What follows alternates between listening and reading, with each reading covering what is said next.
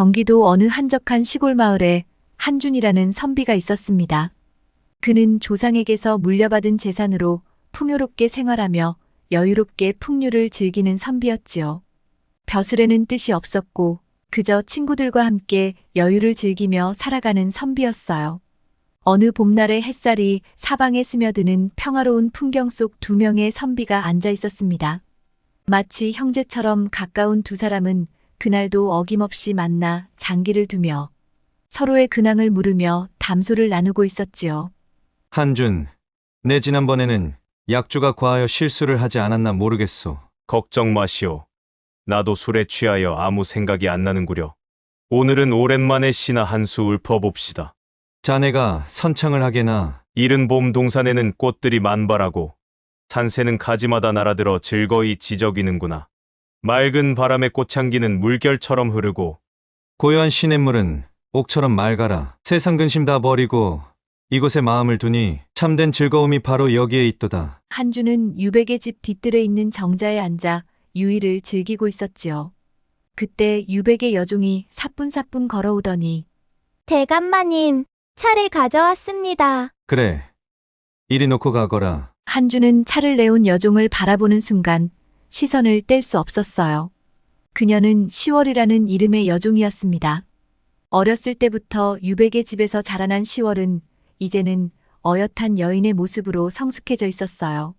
검은 머리를 단정하게 묶고 차분하게 움직이는 그녀의 모습은 고요하면서도 신비로운 분위기를 자아냈지요. 단아한 외모와 조용히 일을 해나가는 모습이 한준의 마음에 깊은 인상을 남겼습니다. 한준의 눈길이 조금씩 그녀를 따라갔다지요. 그런 한준의 모습을 보고 유백은 슬쩍 미소를 지었답니다. 한준, 자네 무언가에 마음을 뺏겼나 보군. 눈빛이 반짝반짝한 것이 평소와는 다른 눈빛인데. 한준은 잠시 당황한 듯 고개를 돌렸어요. 그러나 이내 진지한 표정으로 말했답니다. 유백, 저 아이가 어렸을 때부터 자네 집에서 자랐던 아이 맞지? 맞아. 어릴 때부터 우리 집에서 일하던 아이였지. 그런데 왜 그러나? 유백은 눈썹을 살짝 치켜세우며 물었어요. 한준은 잠시 망설이다가 조용히 입을 열었습니다. 저 아이를 어렸을 때 봤을 때랑은 참 많이 변한 것 같아서 오랜만에 보니 여인다운 기품이 느껴지는구먼. 유백은 그 말에 잠시 시월을 바라보았다가 한준을 향해 의미심장한 미소를 지었답니다. 설마 자네가? 아, 아니네. 한준은 얼른 말을 끊었어요. 그저 오랜만에 보니 성숙한 여인의 모습으로 변해 있어 그러네. 별 뜻은 없네. 하지만 한준의 시선은 다시 시월에게로 향했지요. 그 순간 시월이 마당에서 두 사람을 향해 고개를 돌리더니 조심스럽게 다가왔습니다. 대감마님, 차를 더 따르러 왔습니다. 혹시 더 필요한 것이 있으신가요? 한준은 무심한 척 그녀의 모습을 바라보았어요. 하지만 가슴속은 마치 폭풍처럼 요동쳤답니다. 그녀가 곁에 머무는 동안 한준은 말없이 그녀의 모습을 지켜보았어요. 유백은 그런 한준을 바라보며 조용히 차를 마셨지요. 어느 날 밤이었어요. 유백이 외출한 사이 한준은 그날따라 왠지 모를 설레이는 마음에 유백의 집을 찾았지요. 달빛이 휘영청 비추는 밤 그가 대청마루에 조용히 앉아 있으려니 시월이 차를 갖고 나왔습니다. 대감마님께서는 출타하셔서 아직 안 돌아오셨습니다. 차라도 한 잔 드시면서 기다리시지요. 그 여린 손길이 얼마나 곱던지 한준은 그만 그녀의 손목을 조용히 잡아 멈추게 했습니다. 시월아, 손이 부드럽구나. 내 마음을 시월이 너에게 빼앗겼으니 이를 어찌한단 말이냐? 내 마음을 책임지거라. 한준의 고백에 시월은 고개를 떨군 채 한동안 아무 말도 하지 못했어요. 숨죽인 채 있던 그녀는 천천히 고개를 들어 한준을 바라보았지요. 나리 같은 지체 높으신 분의 마음을 소인 같은 천한 것이 어찌 감히 책임질 수 있겠습니까? 어허, 내 마음을 다 빼앗아가 놓고는 시치미를 잘 뒀대는구나. 소인은 나리께 빼앗은 것이 없사옵니다. 소인이 무슨 힘이 있겠습니까? 그럼 내가 힘이 없다면 힘이 센 내가 하자는 대로 하겠느냐? 무엇을 하려고 하시는데요? 그야 뻔한 일 아니냐? 너같이 곱고 여린 여인을 품고 싶은 것이지. 나리께서 저를 품으신 다음 소인은 어찌 되는 것이옵니까? 내가 내 마음을 받아준다면 나의 첩이 되어 함께 살 수 있지 않겠느냐? 소인 부끄럽사옵니다. 소인은 아직 경험이 없어 나리를 어떻게 모셔야 할지 모르겠사옵니다. 걱정 말거라. 내 처소가 어디더냐? 그리로 가자꾸나. 내가 충분히 잘 이끌어주마. 걱정 말거라. 그리하여 시월이와 한주는 시월이 방으로 들어갔지요. 시월의 목소리가 바람에 스치는 풀잎처럼 떨려 나왔어요. 그날 밤 시월은 천당과 지옥을 오르내리며 한준의 불끈 솟아오른 뜨거운 맛을 확실하게 보았답니다. 그날 이후 한준은 매일같이 유백의 집에 드나들며 시월이와 뜨거운 밤을 보내게 되었지요. 그러던 어느 날 한준은 긴장한 표정으로 유백의 집에 들어섰어요. 평소보다 더 진지한 얼굴에 불안함이 가득한 표정이었지요. 유백은 그런 친구의 얼굴을 보자마자 무슨 일이 생겼음을 직감했어요. 유백, 오늘은 자네에게 고백할 것이 있어. 내 마음은 진심이니 비웃지 말고 내 말을 잘 들어주게. 유백, 나 이제는 더 이상 시월이와의 사이를 감출 수 없겠어. 무슨 말인가? 자네가 시월이에게 관심이 있다는 것을 이미 눈치채고 있었는데 벌써 두 사람 사이가 그렇게 되었단 말인가? 제주도 좋고 먼 그려. 한주는 유백의 농에도 진지하게 대답을 하였습니다. 내가 아주 오랜만에 뜨거운 감정을 갖게 되었다네. 기생들과의 유희는 비할 것이 아닌 그게 단순히 마음의 교감만은 아니었어. 한주는 고개를 돌리며 고백하듯 낮게 중얼거렸어요. 유백, 자네도 알지 않나. 아내는 나와 잠자리를 함께해도 서로 간에 교감이 없다네. 마치 고목나무를 안고 돌리듯 뻣뻣하고 반응이 없지. 그녀는 언제나 내 손길을 거부하지도 받아들이지도 않았어. 우리 사이에 아이가 없는 것도 그 때문일 거야. 한준의 목소리에는 깊은 외로움이 서려 있었답니다. 하지만 시월이는 그 아이는 다르네. 나는 그 아이와 함께 있을 때 비로소 진정으로 사내다움을 느껴. 젊었을 때의 기운을 다시 끌어올려주는 아이라네. 이대로라면 전쟁에 나가서 수백 명쯤은 한 번에 물리칠 수 있는 힘이 솟아난다네. 그 눈빛에는 사랑과 욕망이 뒤섞인 채 불타고 있었지요. 유백은 깊은 한숨을 내쉬며 고개를 저었어요. 친구의 이러한 고백을 듣고 그가 무엇을 해야 할지 전혀 감이 잡히지 않았습니다.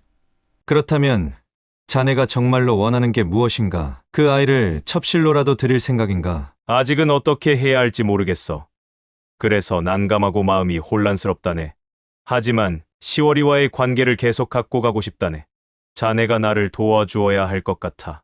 시월이와 사랑을 계속 이어갈 수 있도록. 뭐 그거야 어렵지 않겠지만 같이 공범이 되겠구만. 유백은 너털 웃음을 지었지요. 그 이후로 한준은 더 자주 유백의 집을 찾았고 시월에게 차를 준비하라 일러 한준과 함께 뒷산 정자로 나가 담소를 나누는가 하면 한준과 시월이가 함께 할 수 있는 시간을 계속 만들어 주었답니다. 시월아, 이렇게 따뜻한 봄날 너의 무릎을 베개 삼아 누워있는 지금이 어느 신선부럽지 않구나. 나리, 이러다가 마님이 아시게 되면 어찌하옵니까? 그런 일은 일어나거든 걱정하자꾸나. 지금은 너와 나의 시간만 즐기면 되느니라. 나리, 언제나 느긋한 그 모습이 제 마음을 평온하게 만드옵니다. 그러느냐. 그렇게 한준은 시월이와의 달콤한 시간을 즐기게 되었지요. 그리하여 한준이 밤에 유백의 집에 머무르는 시간이 많아졌고 시월이와 한준의 관계는 깊을 대로 깊어졌습니다. 한편 유백이 여종 시월이를 밤에도 자주 찾고 차 심부름을 자주 시키는 것을 알게 된 유백의 부인 한씨는 두 사람의 관계를 의심하게 되었어요. 혹여 유백이 시월이를 좋아해 첩으로 삼으면 어쩌나 노심초사하며 시월이의 동태를 유심히 살펴보게 되었답니다. 유백은 아침에도 시월이를 불러 차를 준비하게 하고 저녁이면 산책을 나간다고 하며 시월이를 데리고 뒷산 정자로 나가곤 했어요. 한씨는 그런 남편의 행동에 왠지 모를 불안감이 가슴 한켠에 자리 잡는 것을 느꼈지요. 그날도 남편 유백이 집안일을 돕고 있던 시월이를 불러 차를 준비해 정자로 가져오라 일렀습니다. 한씨는 조용히 시월이의 뒤를 밟기 시작했어요. 뒷마당을 지나 뒷산으로 이어지는 길목까지 걸음을 옮기던 한 씨는 한참을 숨어서 두 사람의 모습을 살폈답니다. 한 씨는 정자의 한준이 함께 있는 것을 보지 못한지라 남편과 시월이의 사이를 의심하게 되었어요. 그녀는 혼란스러운 마음을 안고 조용히 그 자리를 빠져나와 방으로 돌아왔지요. 하지만 마음은 전혀 진정되지 않았습니다. 두 사람이 정자에서 나란히 앉아 차를 마시며 이야기를 나누는 모습을 상상하며 계속해서 머릿속에 맴돌았어요. 두 사람 사이가 보통이 아님을 직감한 한 씨는 시월이에 대한 질투와 시기심으로 참을 수가 없었지요. 한 씨는 그런 시월이를 그냥 두고 보기만 할 수 없었답니다.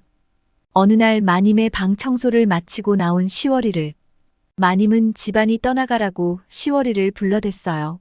시월아, 시월이 어디 있느냐? 시월은 걸레를 빨던 손을 멈추고 마님을 향해 한 걸음에 달려갔습니다. 네, 마님. 부르셨습니까? 방 청소를 할 때 경대 위에 있던 놀이개를 보지 못했느냐? 내가 제일 아끼던 놀이개가 없어졌구나. 시월은 순간적으로 멍해졌어요.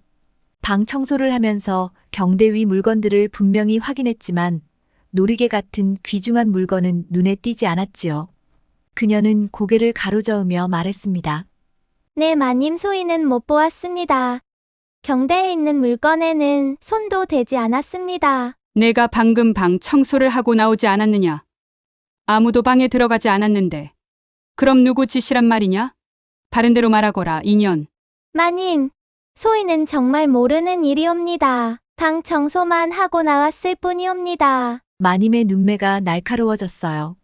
그녀는 시월을 아래 위로 훑어보더니 노골적인 비웃음을 지었습니다. 내가 매질을 당해야만 진실을 말할 심산인가 보구나. 김서방, 있는가? 네, 마님. 김서방이 답하며 나타났어요. 전현이 바른 말을 할 때까지 매질을 하거라. 김서방은 마님의 명령에 따라 가지고 온 긴 빗자루를 움켜쥐고는 시월의 앞에 섰습니다. 눈앞의 상황이 믿기지 않는 시월은 머뭇거리며 뒤로 물러섰어요. 마님, 억울하옵니다.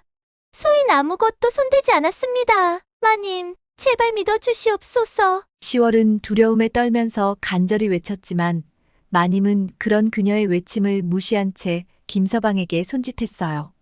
김서방의 손이 빗자루를 휘두르며 시월의 등과 어깨를 사정없이 내려치기 시작했지요. 처음엔 매질을 피하려고 몸부림치던 시월도 곧 기진맥진해져서 힘없이 매질을 견뎌냈어요. 숨이 막힐 듯 아팠지만 그보다 더 아픈 것은 억울함이었지요. 마님, 제발 소희는 정말 아무것도 모릅니다. 저를 믿어주세요. 시월은 눈물에 젖은 얼굴을 들고 간절히 애원했지만 마님은 그녀의 비참한 모습을 보며 흡족한 미소를 지었어요. 내 인연, 감히 내 서방을 넘보려고 하다니. 그 대가를 앞으로 톡톡히 치르게 해줄 것이다. 어디 한번 대감께서 널 얼마나 아끼시는지 두고 보자. 내가 너를 어떻게 만들지 지켜보라지. 마님은 자신이 마음먹은 일을 꼭 이루고야 마는 성격을 지니고 있었지요.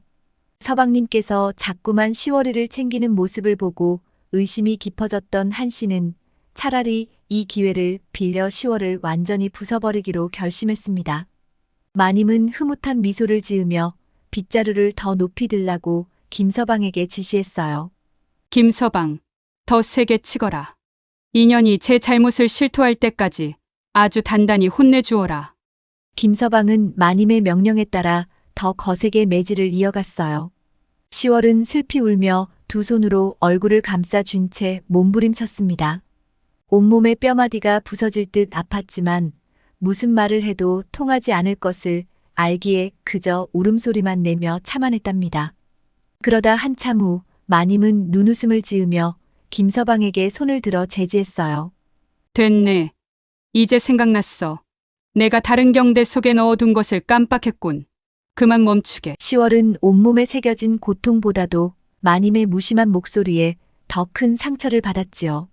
마님은 시월의 억울함과 고통을 조금도 느끼지 못한 채 아무 일도 없다는 듯 돌아서 방으로 들어가 버렸답니다.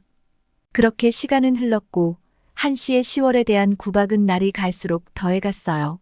시월은 이유도 모른 채 매일같이 벌을 받거나 비난을 들어야만 했어요. 그러던 어느 날 마님은 또 소리소리 지르며 시월이를 불렀답니다.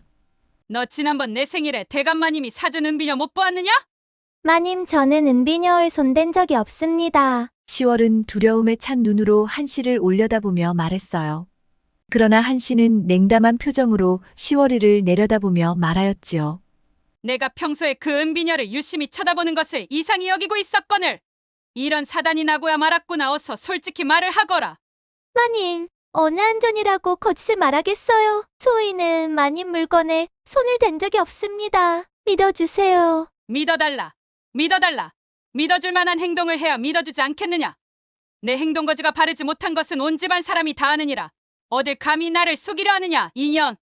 이제부터라도 제대로 가르쳐주마. 몸이 부서져라 맞아야 입이 열릴 테지. 한씨는 한 발자국 뒤로 물러나더니 고개를 끄덕이며 머슴들에게 손짓했습니다. 머슴들이 시월의 몸을 멍석으로 단단히 감싸기 시작했지요. 그녀의 작은 몸이 멍석에 말리며 차츰 움직일 수 없게 되자 머슴들 중 한 명이 기다리고 있던 회초리를 높이 들어 올렸어요. 아니옵니다. 저는 안 가져갔어요. 제발 믿어주세요. 시월의 절규는 이미 질투심에 끓어오르는 분노를 가진 한씨의 귀에 들리지 않았어요. 첫 회초리가 무자비하게 그녀의 몸 위로 내려쳤고 뼛속까지 저릿한 통증이 그녀의 온몸을 감쌌지요. 시월은 이를 악물고 입을 닫았지만 연이어 떨어지는 매질을 견디기엔 그녀의 몸이 너무도 연약했답니다. 고통스런 비명이 터져 나왔어요. 한씨는 그 비명을 들으며 입꼬리를 비틀며 미소를 지었지요. 그래, 이게 내 주제를 아는 법이다. 어디 한번 실토하지 않고 얼마나 버틸지 보자꾸나. 하지만 그때 문 밖에서 서둘러 뛰어들어오는 발걸음 소리가 들렸습니다. 멈춰라! 놀란 머슴들이 회초리를 멈추고 고개를 돌렸어요. 그곳에는 숨을 헐떡이며 한준이 서 있었지요. 그의 얼굴은 창백하게 굳어 있었고 눈동자에는 분노와 슬픔이 동시에 일렁이고 있었습니다. 대체 무슨 짓을 하는 것이오? 한준의 목소리는 떨렸지만 분노를 느낄 수 있었어요. 그는 천천히 시월이에게 다가가 멍석에 묶인 그녀의 몸을 내려다보았지요. 이미 온몸이 시뻘겋게 피멍이 들고 피투성이 된 그녀의 모습에 그의 심장은 그야말로 찢어질 듯 아팠답니다. 아무리 하인이라 한들 사람을 이리도 혹독하게 매질을 하는 경우가 어디 있단 말이냐? 한주는 한씨 부인이 듣도록 하며 하인들을 향해 눈을 부라리며 소리쳤어요. 머슴들은 죄인처럼 몸을 웅크리며 고개를 떨궜답니다. 이건 우리 집안의 일이니 손님께서는 관여하지 마시지요. 한씨가 나서며 쌀쌀맞게 말했어요. 하지만 한주는 한 발자국도 물러서지 않았지요. 그는 시월의 멍석을 풀어주며 그녀의 몸을 부드럽게 일으켰습니다. 시월은 그를 보자 억눌린 울음소리를 터뜨리며 한준의 품에 안겼어요. 부인, 도대체 시월이가 무슨 죽을 죄를 지었기에 이렇게 심한 매질을 한단 말이오. 내가 이 아이를 잘 압니다. 죄를 저지를 사람이 아니란 말입니다. 한준은 한씨를 향해 간절히 외쳤어요. 그의 목소리는 애끓는 절박함으로 가득 차 있었지요. 한씨는 그 모습을 보고 비웃었습니다. 그대는 이 집의 일이 어찌 돌아가는지 알지도 못하면서 무슨 말을 하는 것이오. 아니면 그대가 이 여종에 대해 그렇게 잘 아는 이유가 따로 있는 겁니까? 한씨의 의심 가득한 시선이 한준을 향했지요. 한준은 잠시 말을 잇지 못하고 입술을 깨물었어요. 그는 시월의 몸을 일으켜 세우며 화나는 마음을 억누를 수 없어 말했지요. 나는 단지 이 아이를 보호하고 싶은 마음뿐이오. 제발 그만두시오. 이 아이가 아니라고 하지 않소. 어떻게 이리도 무고하게 여린 아이를 때린단 말이오? 한씨는 그를 향해 쏘아붙였어요. 무고하다고. 그럼 내 방에 있던 은비녀가 어디 갔단 말이오? 발이 달려 도망이라도 갔단 말이오? 한준은 그 말을 듣고 입술을 더 꽉 깨물었지요. 어떻게 해야 이 상황을 벗어날 수 있을까? 한 씨의 심증을 풀어주지 못하면 시월이는 끝도 없이 고통을 당할 것이다. 이 집안의 하인들이 수십 명인데 어찌 시월이가 가져갔다고 단언을 한단 말이오? 그때 마침 출타를 하였던 유백이 들어와 자주치종을 물으니 한씨 부인은 마음이 초조하였습니다. 사정을 들은 유백은 하인을 불러 한씨 부인의 방을 샅샅이 뒤져 은비녀가 있는지 찾아보라고 명령하였지요. 잊어버리지도 않은 은비녀를 찾는 것은 식은 죽 먹기였지요. 마님, 이것이 마님께서 찾으시는 은비녀 같은데요? 하인이 금세 은비녀를 찾아 들고 나왔지요. 한씨는 눈을 가늘게 뜨며 멋쩍게 말했어요. 그것이 방에 있었구나. 내 대감께서 사준 소중한 것이기에 예민했던가 봅니다. 한씨의 입가에 비릿한 미소가 흘렀지요. 한씨는 한준이 시월이와 유백의 관계를 이미 알고 시월이를 보호해주기 위해 이런 행동을 하는 줄 알고 더욱 괘씸하게 생각했습니다. 한준은 시월의 손을 잡고 일으켰어요. 그는 부축하듯 그녀를 데리고 마당 밖으로 걸어나가면서 속으로 이를 악물었습니다. 어떻게 해서든지 시월이를 이 지옥 같은 상황에서 벗어나게 해주겠다고 다짐하며 한준은 그녀를 꼭 끌어안고 말했어요. 시월아, 얼마나 아팠느냐. 내가 더 이상 이 집에서 구박을 받는 너를 볼 수가 없구나. 내가 어떻게 해서든지 너를 구해주겠다. 내가 옆에 있으니 더는 두려워하지 말고 조금만 견뎌다오. 시월은 고개를 끄덕이며 흐느끼듯 말했어요. 나리 흑흑 나리 덕분에 이렇게 살아났습니다. 마님께서 사사건건 트집을 잡고 누명까지 씌우며 저를 못 살게 하는데 그 이유를 모르겠어요. 부인이 갱년기가 왔나 갑자기 너에게 화를 부리니 그 마음을 알 수 없구나. 걱정 말거라. 절대 이대로 너를 내버려 두지 않겠다. 내가 지켜줄 것이니 날 믿고 조금만 더 힘을 내고 견뎌주거라. 한준의 다짐에 시월은 힘없이 고개를 떨구었어요. 그녀의 눈엔 아직도 눈물이 맺혀 있었지만 한준의 따뜻한 말과 손길에 조금씩 안정을 되찾고 있었습니다. 그러나 한씨의 분노는 더욱 거세졌답니다. 친구 한준까지 나서서 시월을 구명해 줄 정도로 시월을 얼마나 아끼기에 저 정도인지 한씨는 도저히 참을 수 없었어요. 어떻게 하면 시월을 더욱 공경에 빠뜨릴 수 있을까? 한씨는 방 안을 거칠게 오가며 머리를 싸매고 고민했지요. 그러면서 한씨는 시월이의 일거수일투족에 눈을 떼지 않았습니다. 그러던 어느 날 시월이의 배가 심상치 않게 불러있는 것을 발견하게 되었어요. 한씨는 가슴이 답답해져 오는 것을 느끼며 쏟아지는 의심과 분노를 억누를 수가 없었어요. 시월을 단번에 불러 세우더니 눈을 번뜩이며 다그쳤습니다. 시월아, 요즘 내 배가 심상치가 않구나. 무슨 일이라도 있는 것이냐? 시월은 깜짝 놀라며 얼굴이 하얗게 질렸어요. 그녀는 한씨의 눈길을 피하며 더듬더듬 대답했습니다. 아닙니다, 마님. 제가 요즘 밥을 조금 많이 먹어서 배가 불러진 듯합니다. 요즘 밥을 많이 먹어서라니. 한씨는 발을 콱 내리찍으며 소리쳤어요. 거짓말하지 마라. 내가 못 본 줄 알았느냐? 요 며칠 새 내 배가 이렇게 불러오는데 아무리 많이 먹는다 해도 이렇게 될 리가 없다. 시월은 두 손을 허리에 가져다 대며 어찌할 줄 몰라 안절부절 못했어요. 그러나 이미 한씨의 의심은 확신으로 변한 상태였지요. 그녀는 당장 시월을 방으로 끌고 들어갔습니다. 그러곤 가까이 있던 하인에게 명령을 내렸어요. 어서 가서 의원을 불러오너라. 지금 당장. 하인은 마님의 얼굴에 드리운 분노를 보고서는 재빨리 뛰어나갔습니다. 시월은 숨이 막힐 듯한 두려움 속에 눈동자가 떨렸지요. 그녀는 어떻게든 거짓말이라도 해서 이 상황을 넘기고 싶었지만 이미 마님 앞에서는 무슨 말을 해도 소용없을 것 같았어요.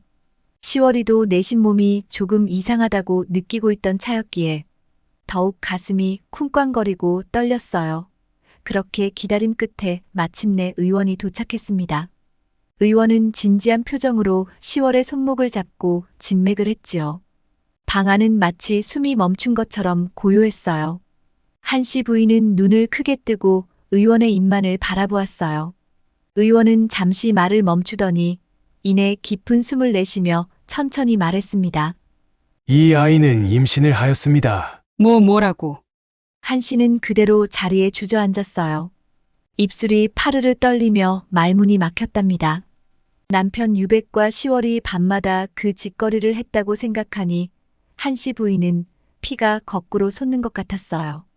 하지만 의원의 말은 진실이었고 10월에 배가 불러오는 것도 사실이었습니다. 10월은 그 자리에 굳어버린 채 있었지요. 더 이상 숨길 수도 거짓말할 수도 없다는 걸 깨달았어요. 그녀의 눈동자가 흔들렸어요. 한씨 부인의 날카로운 시선이 비수처럼 그녀를 꿰뚫었지요. 내가 감히 이 집에서 그따위 짓을 했단 말이냐. 한씨는 이를 악물며 10월에게 손을 뻗었습니다. 누구냐? 내 뱃속의 아이가 누구 것인지 당장 말해. 10월은 고개를 떨구고 한참을 망설이다가 끝내 입을 열지 못했어요. 눈물이 떨어지며 그녀의 볼을 적셨습니다. 그러자 한씨는 더 참을 수 없다는 듯 두 손을 휘저었지요. 여봐라. 당장 전연을 묶어라. 실토할 때까지 매질을 해라. 하인들이 다가와 10월의 손을 붙잡고 밀쳐냈지요. 10월은 두려움에 떨며 눈물을 흘렸지만 입을 다문 채 아무 말도 하지 못했어요. 그 순간 멀리서 유백의 목소리가 들렸습니다. 무슨 일이오? 여기서 대체 무슨 난리란 말이오? 유백이 방으로 들어오며 날카로운 눈으로 10월과 한씨를 번갈아 보았어요. 한씨는 억울하고 분한 얼굴로 유백에게 소리쳤습니다. 여보, 이년이 임신을 했대요. 이 집에서 감히 이런 짓을 저질렀다고요. 다 당신 때문이에요. 당신이 10월이를 자꾸 불러다 쓰니 전연이 제 분수를 모르고. 유백은 잠시 충격에 말을 잃었다가 고개를 저으며 다급히 말했어요. 말도 안 되는 소리. 내가 저 아이에게 무슨 짓을 하겠소? 이건 분명 오해요. 그러나 한씨의 눈은 이미 의심으로 가득 찼습니다. 그녀는 남편을 향해 손가락질하며 소리쳤어요. 당신이 아니면 도대체 누가 저 아이에게 이런 짓을 했단 말이에요. 말도 안 되는 소리 마세요. 전연이 입을 열지 않으니 바른 대로 실토할 때까지 매질을 하면 되겠네요. 유백은 잠시 고민하다가 한씨의 손을 잡고 부드럽게 진정시켰지요. 여보, 진정하오. 저 아이가 내 아이를 가질 이유가 없지 않소? 당신 나를 이렇게 못 믿는 것이요? 그러자 한씨는 오히려 더 격분하며 소리쳤어요. 그럼 누구냐고요? 당신이 아니라면 저 아이 뱃속에 아이를 심은 놈이 대체 누구냐고요? 그때였지요. 문 밖에서 갑자기 한준이 급히 걸어 들어왔습니다. 무슨 일이오? 한준이 방 안의 혼란스러운 상황을 보고 걸음을 멈췄어요. 10월이 바닥에 엎드려 있고 한씨가 광기 어린 표정으로 서 있는 것을 보며 눈살을 찌푸렸습니다. 그는 10월을 바라보았어요. 창백한 얼굴로 눈물 자국이 흐른 그녀의 모습이 그를 더욱 자극했지요. 그때 한씨 부인이 한준을 보며 비웃듯 말하였어요. 대감, 이 아이가 임신을 했다지 뭡니까? 한씨는 부들부들 떨며 한준에게 손을 내저었어요. 여기가 대체 어떤 집인데 여종이 배를 불리고 있다고요. 이 아이가 입을 열지 않으니 매질이라도 해서 실토하게 해야죠. 한준은 잠시 말을 멈추었다가 한씨의 눈을 똑바로 응시하며 말했어요. 10월의 뱃속의 아이는 내 아이요.